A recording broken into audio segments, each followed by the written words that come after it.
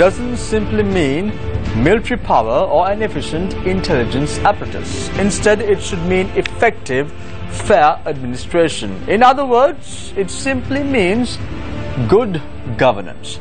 Good evening and welcome. After a lapse of 1 week, we meet yet again right here on Face the Nation, 9:30 p.m. on TV1. Our topic of discussion today revolves around the recent cabinet reshuffle. Is it reflecting the country's economy? Will it reflect good governance? In simple terms, has Sri Lanka missed the bus, or does Sri Lanka still have an opportunity to move forward and forge ahead? To discuss all this and more, we have with us three eminent personalities, our political commentators as well as the economic analysts of this country. Let me quickly introduce them to you. Joining us this evening, after a lapse of a few weeks, is Mr. Govind Dayasri, Senior Attorney at Law. Nice to have you on board, Mr. Dayasri. Thank you. You've been travelling a lot. So have you been? It's always the case, isn't it, Mr. Dayasri? Nice to have you on board after a lapse of a few weeks. Also joining us this evening is Dr. W. Vijayawardena, former Deputy Governor of the Central Bank of Sri Lanka. Joining us after a lapse of a few weeks as well. Nice to have you on board, Dr. Vijayawardena. It's a pleasure. It's always our pleasure to have you on board. Also joining us this evening is Mr. Rusiripal Thendakone, who is a civil rights activist, also a former trade union activist as well. Nice to have you on board as well. Yes. So let's start off tonight's show with Dr. W. Vijayawardena, former Deputy Governor of the Central Bank of Sri Lanka. Let's start with the cabinet reshuffle that took place recently. Let's talk about the economic affairs for the moment. We had a new finance minister, Mangala Samaraveera. We had a new state minister of finance, Mr. Iran Wickramaratne, and then we have another deputy minister who is the deputy minister of national policy and economic affairs.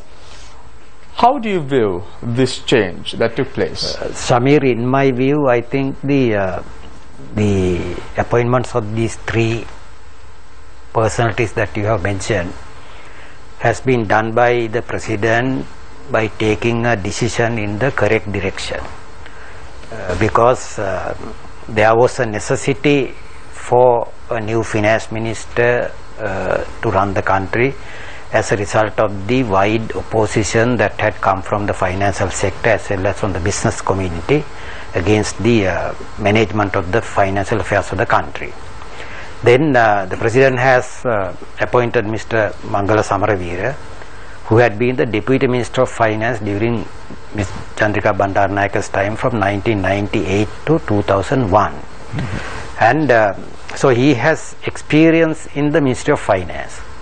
Then Mr. Iran Wickramaratne, the State Minister of Finance, has been a reputed banker, and he had dealings with the Central Bank of Sri Lanka, and he is well proficient in financial, business and banking matters. And Dr. Hassan Silva coming back to Minister of Economic Affairs is a welcome return, because he was the Deputy Minister during the first 100-day period as well as up to the last general election in August 2015. And it was a pity that he could not continue in his capacity in the Ministry of Economic Affairs as the Deputy Minister. But of course, after the lapse of say 1.5 years time, now he has returned to the ministry again. So in my view, Samir, the reshuffle that has been done with respect to the key positions, the Ministry of Finance and the Ministry of Economic Affairs, have been are welcome. Dr. Vijayawardena, how would the financial sector take the appointments of these three individuals? Finance sector would welcome, because Samir, there had been lots of outstanding issues relating to Ministry of Finance, which had to be completed by the time this reshuffle was made by the president. One was the enactment of the new Inland Revenue Act. The other one is the enactment of the Foreign Exchange Act. Then going for reforms in the banking sector and the Central Bank of Sri Lanka. And all these outstanding matters had to be sorted out by using a professional approach. And in that sense, the financial community has welcomed the new appointments. The government has less than 3 years now as far as this regime is concerned. Do you think that these three can pull it through? No, it's not sufficient, because what I feel is, now if they want to introduce a new economic policy program, the preparation of the program alone will take another 6 months time. Then they are left with only 2-year period, and then by year 2020 they have to get ready for another election, and therefore there's no sufficient time for the government to introduce any worthwhile economic policy program during the next 2-year period. Dr. Wijewardena, you said that the president took the right direction as far as the reshuffle was concerned recently, and now you say that the reshuffle is not going to create any significant impact. If that is the case, why have the reshuffle after all? Well, there was a necessity and there was a demand. I mean, had the reshuffle not taken place by this time, there would have been enormous problems facing the Ministry of Finance, and as a result you have to sort it out some way, even though the time period may not be sufficient for you to introduce any worthwhile reform program. At least there had been a change in the top heads in the Ministry of Finance, and that is a welcome sign. Thank you very much, Dr. W. Wijewardena, former Deputy Governor of the Central Bank of Sri Lanka. I now move my attention to Mr. Risripala Tendakone, a civil rights activist as well as a former trade union activist as well. Mr. Tendakone, interestingly enough, the reshuffle gives three individuals the right positions. State Minister of Finance is Mr. Ran Wickramaratne, then Dr. Harsha De Silva being shifted from Foreign Affairs to the Ministry of Economic Development as well as National Policy, and then you have another individual who does not have any background in as far as finances are concerned, but as Dr. Wijewardena did mention correctly, he was the Deputy Minister of Finance at one point, and he has experience in urban development as well.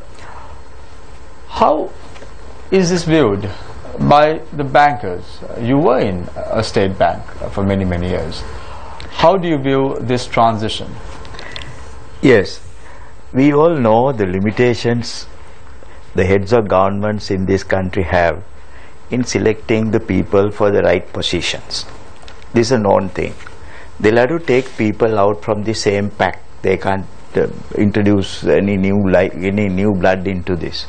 So that is a basic factor. So out of the lot, I think a careful selection has been made, or at least an attempt has been made to make a selection out of the lot that is available. So I think in that context, these at least two persons, the banker and Dr. Harsha De Silva, they seem to be very appropriate persons among the crowd to come into the finance portfolio. Mr. Tendakone, I'm going to put you on a particular spot right now. Now, many thought that this reshuffle is going to make sure that many heads in the government would roll or shift. However, this did not take place. So many view this as an anticlimax. Well, you know, it all depends on the expectations of the people have, but it appears that there have been a lot of behind the scene understandings and agreements before this reshuffle. There have been apparently, because we are yet to see the gazetting of the functions falling within the various ministries, which has not been done up to now, and there are a lot of controversies growing in that context. Several ministers asking for new positions and new posts and or the portfolios, some subjects that they were holding on to, things like that are yet to be seen. We do not know. But what is important is, you know, the economy had come to a bit of stagnant position in the country where it needed some kind of removal of constraints for the momentum to be given to the economy to move forward. And that is how I look at it. Mr. Tendakone, just a day after the cabinet reshuffle took place, one of the daily newspapers in Sri Lanka reported that several institutions are going to be under the Ministry of Foreign Affairs. A few of them are the National Lotteries Board, several institutions in the plantation sector, Sri Lankan Airlines, and even the Insurance Board. However, this has not yet been gazetted. But can this happen? Would this underline the wishes of the people of this country as far as the reshuffle is concerned? It pronounces a very bad, unorthodox situation, which has not been experienced by us before, because finance ministry was a very sort of a sacrosanct place where, you know, they were assigned certain important tasks, functions and duties, and people expected that those roles to be performed by the finance ministry and the other ministries as well. But the way that they were designed and the functions were assigned, we were sort of used to that type of thing. But what we are going to see now, or what we are hearing and what we are about to experience, is something very unorthodox, I should say. Mr. Nakon, anything can happen in this climate. No one knows. Mr. Nakon, let's take a look at the National Lotteries Board. Again, somewhat of a cash cow as far as an institution is concerned. The plantation sector institutions have a lot of control. And then let's take the Insurance Board again, makes a lot of money. Sri Lankan Airlines, it's a loss-making institute, and why would the current Foreign Affairs Minister want this under his belt as well? Yeah, it is loss-making to the country. The very fact that it is loss-making is important for some people to have a say in those areas. You know, it may be very attractive to them. But you know, about this, about the allocation of functions, don't we remember that the higher education and the highways being given to one minister? I mean, so that type of thing has happened. We have experienced this in this country. So this is something like this. Higher education and highways, one minister. Then you have three ministers trying to perform the same job: Minister Malik Samaravikrama, Minister Tilak Marapana, exactly, and Minister Salat Tamanugam as well. Not 3, 5 really earlier. Now I don't know with the clear now division what it is going to end up with. But then this has been the things that we have been experiencing in the past, quite unprecedentedly. But we are yet to see some certain things like that. What if I tell you, Mr. Tennakon, not only functions, some even have tried to take the vehicles and some pictures that have been put up in their ministries. However, I'll get back to that in a minute. My focus now is on Mr. Gominda Ashri, Senior Attorney at Law. The reshuffle that took place 2 weeks ago, is this a reflection of good governance? Let me get a stage or two back, Shamil. I think the government bungled up the first 2 years in the sense that they knew that the directions they were following were not acceptable to the people. They felt that they were losing ground. So the magic wand that they waved around was a reshuffle. And that brought a lot of expectation. They thought a reshuffle will bring new names, new faces, a more dynamic team. But what really happens when you look at the end of the day is the square pegs have been shifted but still in the same round holes. And that is very disappointing. And that is why people have no confidence. I don't think this is a confidence gaining exercise. I have to, in fact, disagree with Mr. Vijayawardhan on that count. This is a disaster. Because actually the change, if you want to make a change in this country, the change has to be made not at the ministerial level. It has to be made both in the opposition and the government at top level. Now that is, I would say, I'll name them. Mahinda Rajapaksa and Ranil Wickremesinghe came into politics at about the same time. They have been in politics for over 46 years. That is, remember, 2 generations of voters, 2 18-year-old voters have still been sacrificed. Now what is the next generation? The JVP killed most of the second tier of the UNP and the SLP. Then what happened? They were replaced by relations, sons, friends, sons, nephews. But so, what are you suggesting, Mr. Ashri? I'm suggesting that first of all, if any party wants to win, there are 2 major parties, that is UNP and SLP, or the Mahinda Rajapaksa joint opposition. I think they have to change the leadership. Either if Ranil Wickremesinghe is changed, you can be sure UNP will look much better. If Mahinda Rajapaksa is changed, I mean, I've told him immediately after the presidential election, you must retire gracefully. You must become the elder statesman. You have great achievements of eliminating terrorism. I think that's one of the greatest achievements, and for which every one of us should be grateful to him. But that is history. Time's passed. We are now in a new world, young people's world, young emerging people like you, all three people of the questionnaires here. So have you got a chance to get into politics? You haven't, because that vacuum has been filled by relations. Everyone is a relation if you look at provincial councils. So what I say is, if you change Ranil Wickremesinghe, automatically SLFP will have to change. Otherwise, UNP has very young, able people. I mean, you have, I'll just name a few. Harsha De Silva is very able. I think Premadasa is reasonably able.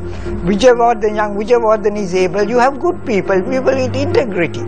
But do they get an opportunity? So has the SLFP. I mean, there are people like Prasanna Rantunga, who is very popular. I mean, I'm not a great fan of the Rantunga family, but Prasanna is an expert. So both, there's Wickremesinghe, the former Ratnasiri Wickremanayake's son, able people, but young people don't get a chance. You do this kind of cosmetic change of changing ministers, bringing the same lot in different places. Actually, you say that new blood has to come through, but you mentioned two names of the UNP, the Sajid Premadasa as well as Mr. Ruwan Vijayawardena, who both have political histories.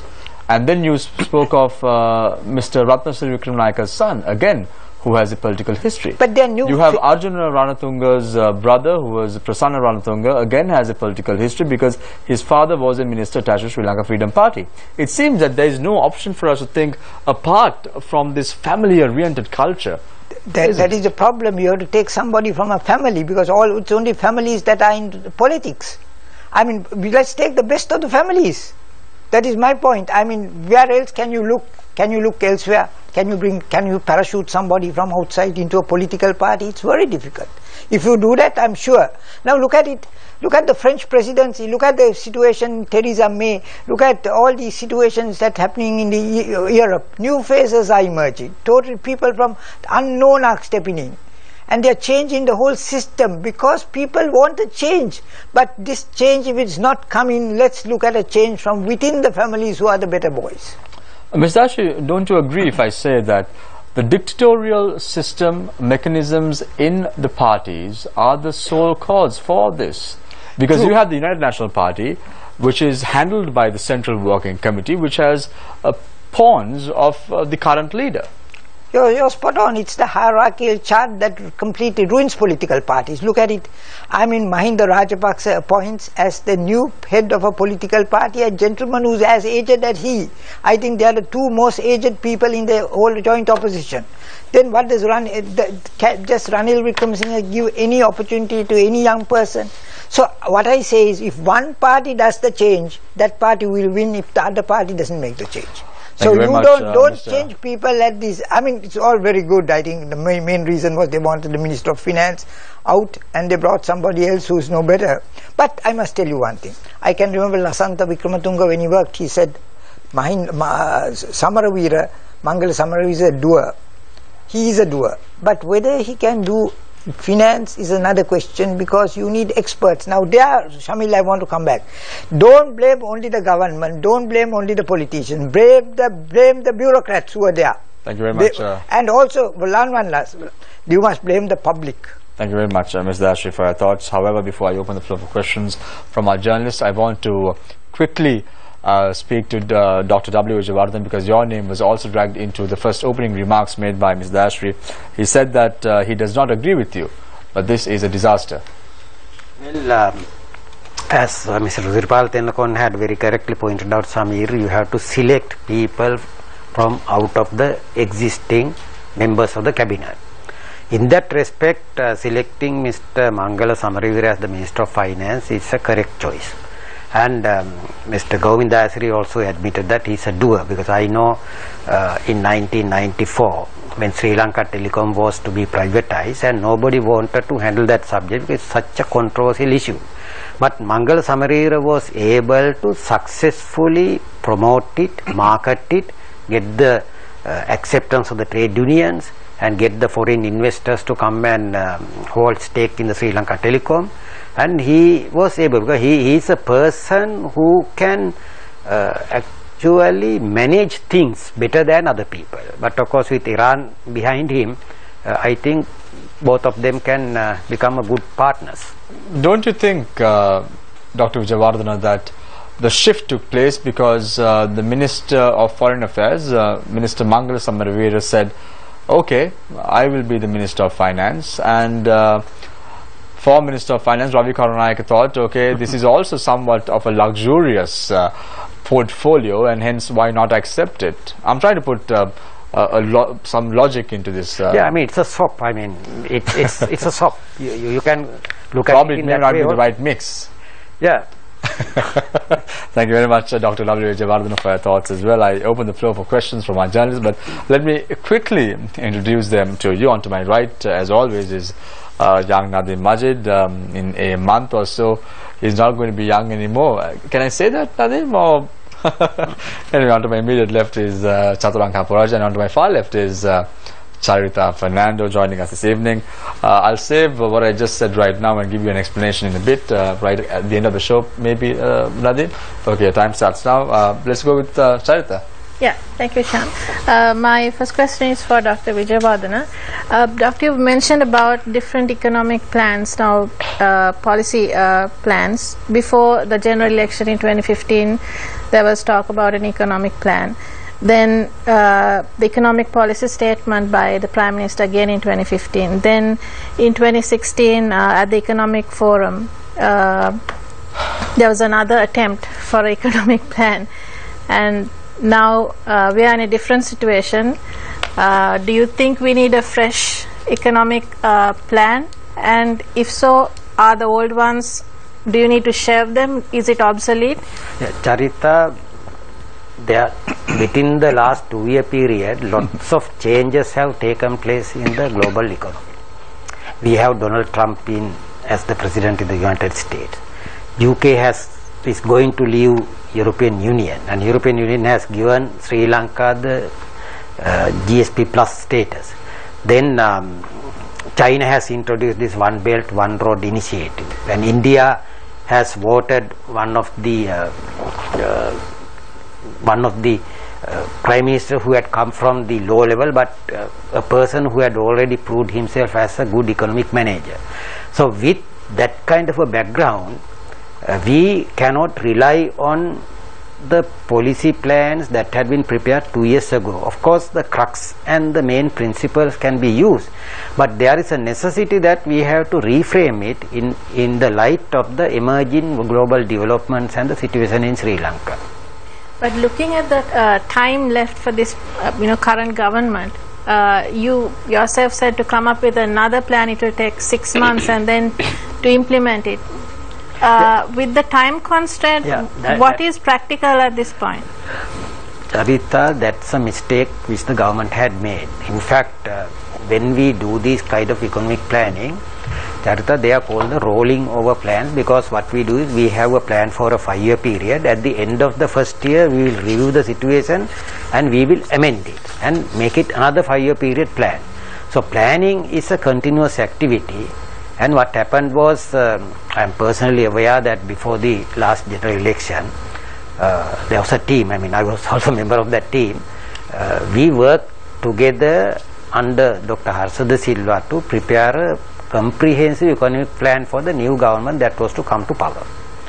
And that plan was submitted to Prime Minister. Prime Minister also agreed to that, and some of the sections which we had included in the plan were incorporated in the manifesto also. But what happened was, after Harsa was moved away from economic affairs and he was appointed as the Deputy Minister of External Affairs, the plan, we don't know where the plan had gone. Because there was a plan. And what we actually expected, Charita, was that as people who had labored for the development of that plan, we thought that when the Prime Minister, the cabinet was sworn in, immediately the following day he will announce the plan to the country. So we lost that opportunity. Then Prime Minister made the economic policy statement, and the Finance Minister, instead of taking it forward, he actually proposed certain proposals which were contrary to the vision and the principles which Prime Minister had enshrined in his plan. Then we had the economic forum you are referring to in January 2016. I myself spoke at the forum, and there were all these bigwigs who had come from United States, and some of them we found that they were not familiar with even the local conditions. For example, Charita, the Nobel laureate Joseph Stiglitz. He's a well-known man, and he didn't know that in Sri Lanka the land is not owned by the big families. So he thought that government can increase the revenue by having a land tax. When it was pointed out to him that half the land in Sri Lanka belongs to the state, of the balance half, 25%, the balance half, another half belongs to the temples, then we have to tax the state and the temples to raise this land. Then only he realized that he was not familiar with the local conditions. So the economic forum that we had in January didn't yield to any kind of concrete economic plan of action. And the Harvard University, the Center for International Development of Harvard University, which undertook the job, they actually they didn't work on that. Because, for example, I can relate to you, there was a human resource development plan to be developed, and the expert from the Harvard University was to see me. Then I readily agreed to give an interview, and on the day of the interview I was told that he is not coming to Sri Lanka. So you can't have a plan with people like that. Now, even though it is too late, what matters to us at the present state of the economy, Charita, we have to go for these economic reforms. Without economic reforms, we won't be able to take the economy forward. So with the new configuration now with Minister Iran Wickramaratne, Dr. Harsha De Silva and Minister Samaravira, do you think the reform process, the pace would be faster? They have Are to you act, confident about very fast. Act very fast. If they also sit on the job for another 6 months' time, Sri Lanka will miss the bus. Mr. Tenukon, question to you. We cannot forget the situation the country was in the 2 weeks that we just passed. Over 200 valuable lives lost to the country. We spoke of a few international examples as well, but if this was the situation in an international or a different country, the minister in charge, if he was abroad, he would rush back home and assess the situation. We're talking about cabinet reshuffles, the plans for the future, so on and so forth.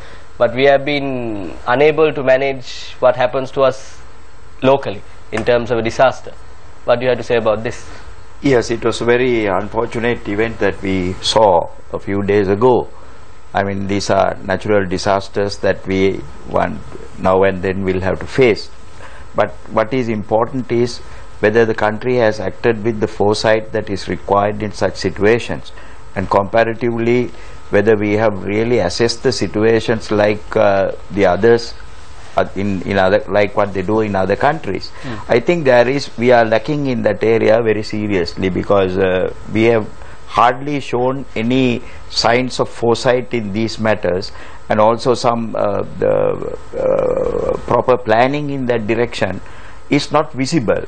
I mean, this is very clear from disasters have been happening very frequently now in the recent past. Yes. I mean, compared to the olden days, I think that the climatic conditions and all these disaster orientations have changed a lot, and they are happening so frequently and much often than before. But then that shows that such a situation needs proper addressing by the authorities, which I'm afraid has not been done, and we are facing the consequences of such things. Mr. Dayasri, a question to you as well, with staying on the same subject. We know that the Ministry of Disaster Management has 4 institutions underneath it operating the disaster, managing the disaster situations that are happening in the country. But we saw this happening last year, we saw this happening this year, we saw in between several other things like the Meetotamulla garbage dump collapse and things like that. But is there a point of talking about these cabinet reshuffles and all of these when one ministry is, appointed for that reason, but it cannot complete or fulfill the task that is appointed for? You're spot on, but may I make this mention of this fact? I think we always look forward to disaster. We think that economy is collapsing. I've heard it being said for over 20 years now. I've also said it. But we are I must say, we are a stoic people. We are very realistic. We got an economy that stands strong in whatever situation, whether it's an Asian collapse of the economy or a dollar fluctuation. We have stood up. It's a very resilient economy. So I don't think all these doomsday articles that appear in the papers will materialize. But sadly, the country is going down, and I think I'm very happy that people like Mr. Vijayawardena, I think he gave a peep show today, that his involvement with the good governance kids, they were the people who brought this government to office. Now they're disenchanted. That's a very bad sign, because they were people who could have helped the government tremendously. He said he was a member of a insider committee that tried to bring about good governance. Now he is also disappointed. He's just one of them. So many people. So that in this country, it's very unfortunate that people who have in the past and even recently changed governments with the vote. We didn't have to have revolutions, we didn't have purple or any colored revolutions, we changed governments with the vote.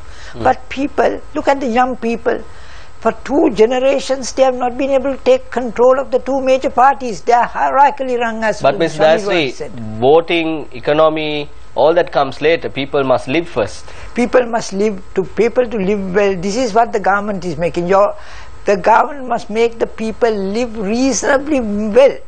What is happening is the economy, it's not the economy that's coming, it's that people's, what the price at the market, people can't afford to do what they did previously.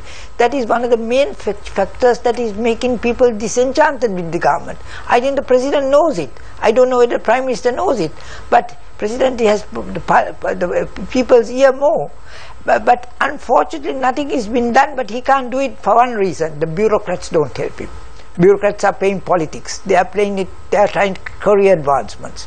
Now people like Mr. Vijayawardena is an exception. He comes out here, talks to you, talks to the people, tells their faults. He did try to do his best. But how many people are there like that? I mean, today everybody, as Shami says, welcome in the economy. Who? The business community. Business community will welcome anybody as long as they have more money in the hip pocket. But that is not the issue. There are a lot of people, professionals, lawyers, people who can talk, who can come out and comfort like the journalists. I think it's only the media who has had the guts to speak. Dr. Vijayawardena, last week the finance minister announced the launch of a public-private partnership unit which will function under the Ministry of Finance. I have a question for you regarding this public-private partnership unit. Of course, we spoke to the Chief Operations Officer of this unit, Mr. Bradley Emerson, and he said that, this would be different from the other bodies that have already been established to attract investment to the country, namely the Board of Investment and the Agency for Development, the legality of which has been questioned by many people. One of the most important things for the country going forward will be to maintain consistency in policy. How does having these 3 units, or the BOI, the Agency for Development, and this public-private partnership unit, what does it do for investor sentiment? In fact, Nadine, the public-private partnership unit should be under this Agency for Economic Development, because we had been talking about the public-private partnership for about, say, 10 years now, but Sri Lanka had failed to introduce the necessary legislation to protect the interest of the investors who might invest in these PPP projects. Therefore, in the absence of a law, it's a risk that any investor would take, because at any time, if there's a dispute between the government and the investor, there's no way to resolve it now. In other countries, how it had been done is that they have a law in place. So the current unit, which is being headed by Mr. Emerson, will have to first come up with the legislation, and it has to be done fairly quickly. But of course, he doesn't have to reinvent it, because laws are available in other countries. It's a matter of just customizing for Sri Lanka.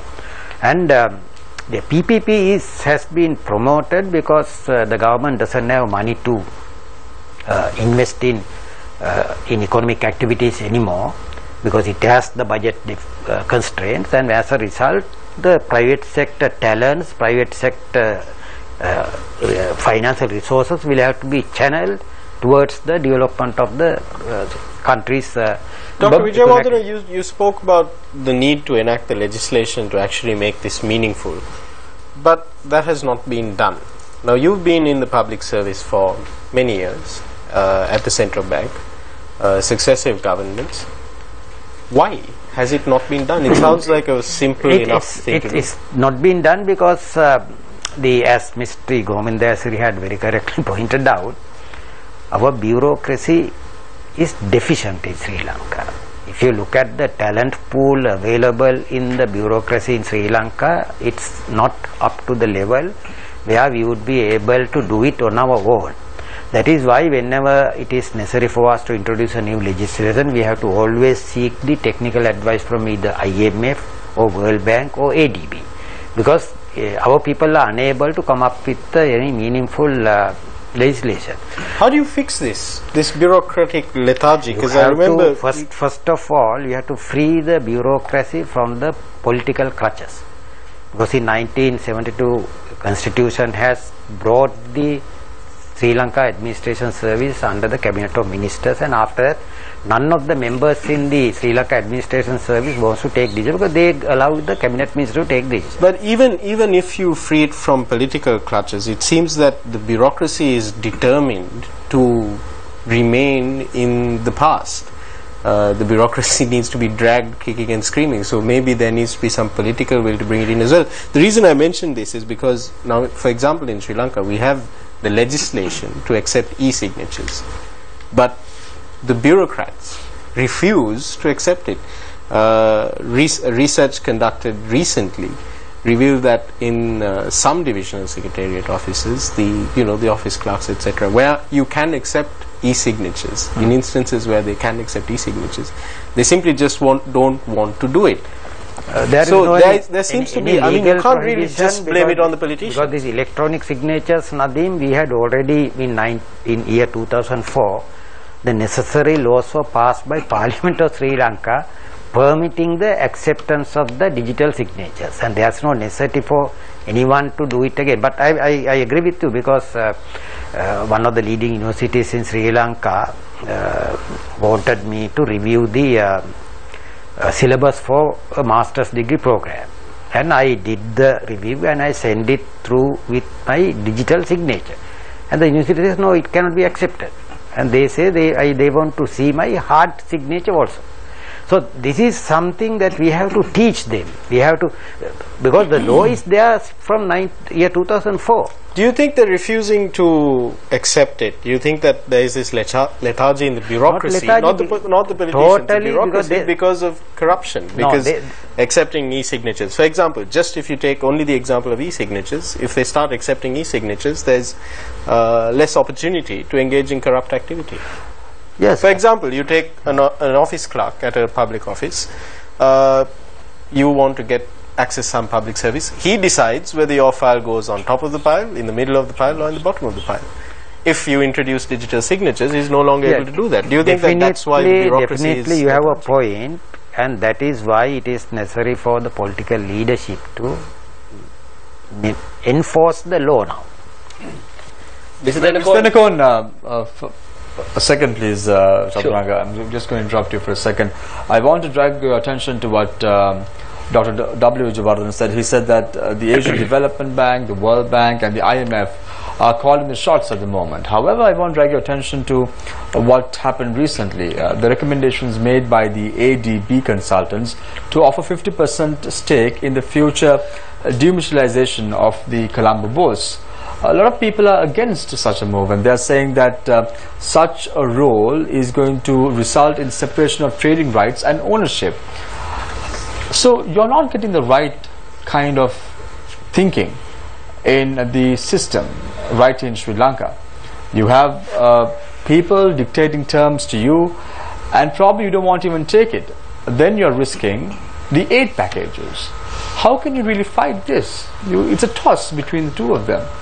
Yes, you know, we have obviously been having too much of influence in our affairs by various agencies and authorities, and as an excuse it was cited here that it is due to, you know, the weaknesses of the bureaucracy that it is happening.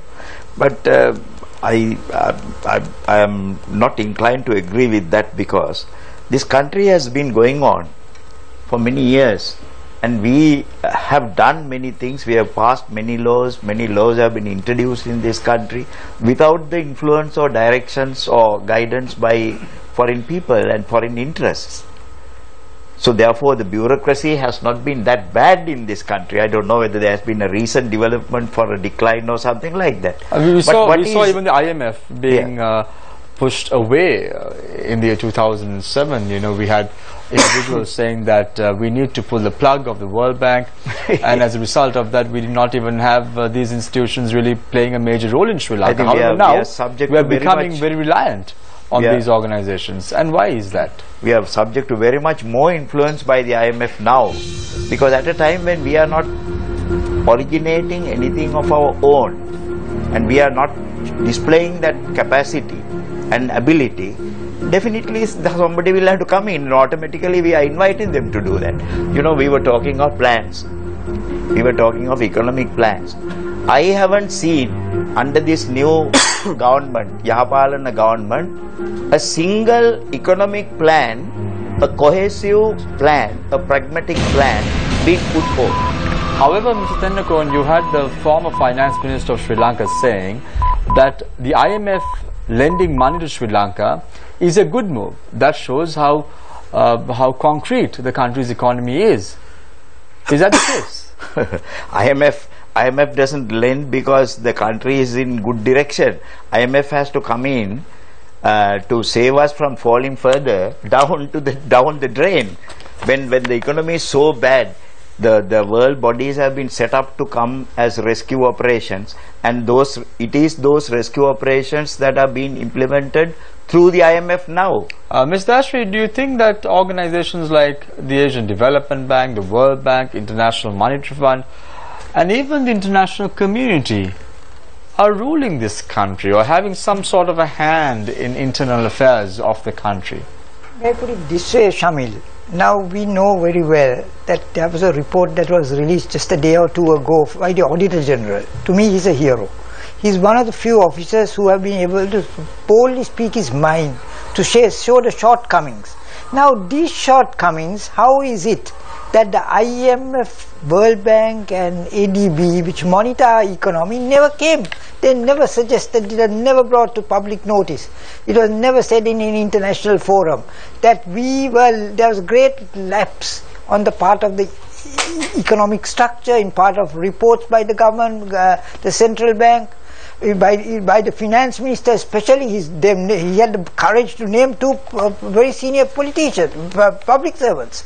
That is why I say that in this, the IMF, ADB, whatever the extent you go, they help us to rebuild the economy. At the same time, they're damaging. They should have upfront told Mahinda Rajapaksa, they should have told Ranil Wickremesinghe, your reports are ineffective, they are inaccurate. Never said that, because these are monitored. Now, why is it that people take all these things lying down? Why is it that experts, now Mr. Vijayawardena is one of the few who expose these things, but where are the others? I mean, this is supposed to be a nation of great talent. Where are the lawyers? Where are the economists? Where are the political scientists? They all say, well done. They're hurrah boys for the government. Now that is what is wrong. Ms. Dashri, a couple of weeks ago on this very show, you said that I really don't know what the Aegis Department is doing. They have to do more. However, now you're saying that the Aegis Department is doing something very well, and they have released a report. When I say Aegis Department, I mean the Auditor General's Department, not the Attorney General's Department. I'm proud of the Auditor General's report, but I'm not at all proud of what the Attorney General's Department is saying and doing. Tell me, I have so many inquiries. Have they have they led evidence in any one of the cases? So you're still of the opinion that the Attorney General's Department is falling short? I am saying Auditor General and Attorney General are two different characters. I take my hat off. Really, I took my hat off for two people. One is the Election Commissioner. Now he's becoming rather humorous and not effective. But still the Auditor General, he's been, and his officers have done human service in the last few weeks. And why I give the credit to the government also. This government, the fear psychosis is not there. The public servants are more open to talk. Even judges, I must say, judiciary has improved leaps and bounds. We may have one or two casualties, but basically it's improving. That is the one area where I see Yahapalne has done well. People, the fear of talking, criticizing is not there. So media doesn't feel. Now you can raise. So let me be precise here, Mr. Dashri. So you're referring to the report on a daily newspaper which says 4 successive annual reports of the Treasury from 2013-2016 qualified by the General's Department concerns were there on this particular reporting question. Yes, the concerns were there, but they were not vocal about it. But this time this gentleman is vocal. That is what you need, vocal. Be visible. That is what you need. So what has happened all these years? Nothing happened. So I got a bit confused because you used an acronym. So I was trying to wonder, is the Attorney General's Department you are referring to, or is it the... No. Yeah. It's really the difference is there. But both are protected animals under the Constitution. So one is doing the job, other is not. So I want to quickly question Dr. Vijayawardena. This has happened over the last few years as well. This is no exception, is it? Yeah, I mean, this is a game which had been played by all the, because the Secretary to Ministry of Finance is considered as the Chief Accounting Officer of the Government of Sri Lanka, Samir. And he is supposed to not only to give, set an example for his ministry to the example for all other government bodies as well. And I know the General had been qualifying the accounts of the Ministry of Finance for a long period of time, but the procedure, the constitutional procedure available for the Parliament to take notice of that is we have a separate Committee on Public Accounts. When the Auditor General's report is submitted to Committee on Public Accounts, it has to examine why it has happened. And if there is a qualification made by the Auditor General, immediately it is the duty of the Chief Accounting Officer to rectify it. What has happened is the bad practice has been followed from 2012. Because how they do it, Samir, if I explain to you, now when treasury bonds are issued at a discount, instead of recording them at the face value, they record it at the cash flow which the government has received. So as a result, because at the end of the period the government has to pay the face value. And hence there is a discrepancy. Yeah, that's the discrepancy. That is why this has arisen, and Auditor General has drawn the attention of the Chief Accounting Officer of the Government of Sri Lanka from year 2012 onwards. And it has actually somewhat, the previous Finance Minister had tried to correct it by recording all the treasury bonds at face value only for the year 2016. But he didn't make any correction for the treasury bonds that have been issued prior to that period. So that is why this particular discrepancy has arisen. Just very quickly. Mr. Tenakon, we were talking about bureaucratic lethargy, right? But we've seen more and more layers being brought in, inflating the bureaucracy. Now, for example, there's the BOI, there's the Agency for Development, now the PPP unit. Why can't we get a particular institution functioning at its optimum and do its job without bringing, adding on layers? Because we have, end of the day, it's going to be a strain on finances as well. Exactly, all these arises out of a lack of a proper plan, economic structure for the country now. In this situation it is worse because two major parties with divergent views are together without themselves agreeing or having consensus on the economic policy, what policy to follow. So we are having a very bad situation here. What is important immediately is a declaration of a policy accepted by the major parties in government. They must have consensus. There only we will have the consistency. There only the cohesiveness will come. There only whether it is a pragmatic policy or otherwise will arise. So therefore, the basic requirement for the country is for the two parties to agree on a policy plan and announce it. Not only a policy plan, they must also identify the priorities. We have a very little time left for this government, 2.5 years more. What are they going to do? At least can we as the members of the public know what the government is going to deliver to us during the next 2 years. We have a right to know. They must prioritize and say, these are the areas where we are going to address, and we are going to fulfill this at the end of this period. We like to hear it from a government. Unfortunately, we are not hearing that type of thing, because there is no such planning. There is no such understanding. There is no such agreement. These are all these patchwork, reshuffles and bringing that person here like a draft board, you take from this point to that point. It's not going to bring us anything. Mr. Tennecoon, what you're trying to say is a bit confusing, because you say that the government does not have any policy. However, when it comes to vehicles, everyone is screaming in one voice, yes, we want it. They have a very clear understanding as to what their perks are going to be, what their welfare activities are going to be, how good they will be looked after by the government that they are serving. They have a perfect understanding. Thank you very much. Not on other matters. Now we're going for a short commercial break. Vehicles have been stopped for the year. Is it indefinitely or is it permanently? All this and more after the short commercial break. Stay connected. Stay with Face the Nation. We will be right back.